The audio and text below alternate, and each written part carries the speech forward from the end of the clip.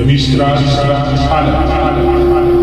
ይህ በምስሉ ላይ የምትመለከቱት ሐውልት በአሜሪካ ዋና ከተማ በዋሽንግተን ዲሲ የሚገኘው ዋሽንግተን ሞኑመንት ተብሎ የሚጠራው ልዩና ሚስጥራዊ ሐውልት ነው።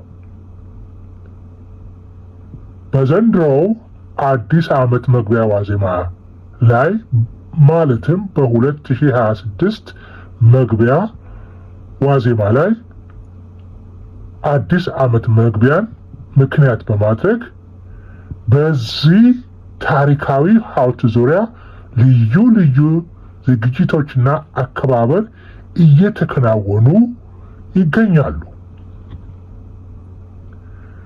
ለመሆኑ ለዚህ ሐውልት መገንባት ታሪካዊ መነሻው ምንድን ነው? ከጥንታዊው የግብፅ ስልጣኔ ጋርስ እንዴት ይገናኛል? ከኢትዮጵያው አክሱም ሐውልት ጋርስ?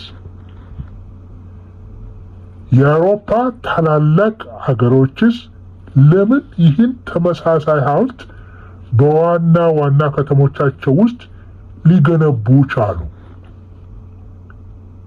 የሐውልቱስ ቅርጽና መነሻ ታሪኩ እንዴት መጣ?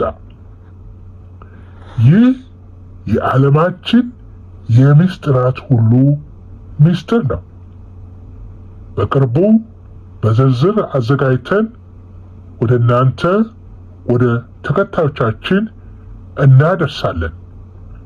መልካም ጊዜ።